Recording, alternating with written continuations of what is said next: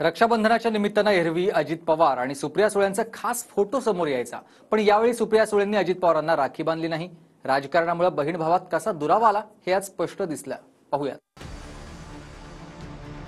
आज इथं आहे, आज माझ्या आता ज्या बहिणी इथं मुंबईत असतील त्यांच्याकडनं मी राखी बांधून घेणार। आज तर खरं मी दिवसभर नाशिकच्या दौऱ्यावर आहे।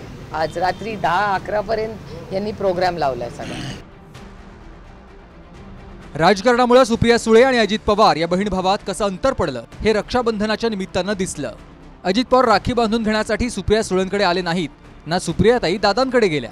अजित पवार म्हणाले मी मुंबईत आहे आणि सुप्रियाताई म्हणाल्या मी नाशिकमध्ये आहे।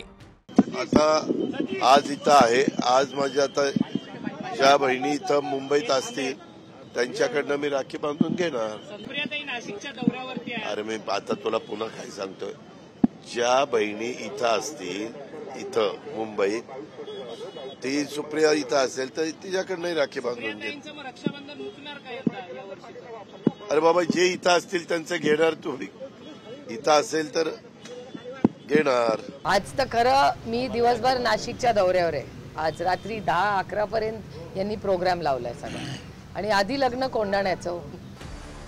अजित पवार जनसन्मान यात्रेमुळे मुंबईत होते। लाडकी बहीण कार्यक्रमाच्या माध्यमातून ठिकठिकाणी महिला भगिनींकडून अजित पवारांनी राखी बांधून घेतली, तर सुप्रिया सुळेंनी नाशिकमध्ये खासदार भास्कर भगरेंना राखी बांधली।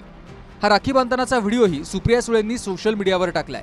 तसंच आपल्या नाशिकच्या दौऱ्यात त्यांनी शेतकऱ्यांनाही राखी बांधली। अजित पवारांकडून लाडकी बहीण योजनेचा जोरदार प्रचार सुरू आहे, त्यावरून सुप्रिया सुळेंनी अजित पवारांना टोलाही लगावला।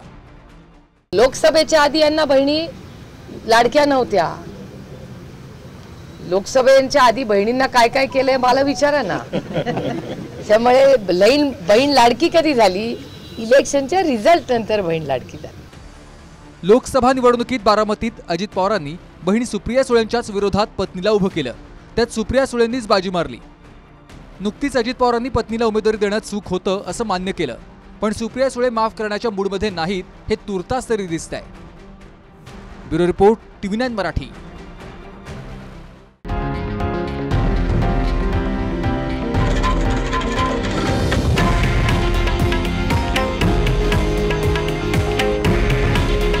हे आहे देशातील नंबर 1 न्यूज नेटवर्क आणि आपण पाहत आहात TV9 मराठी।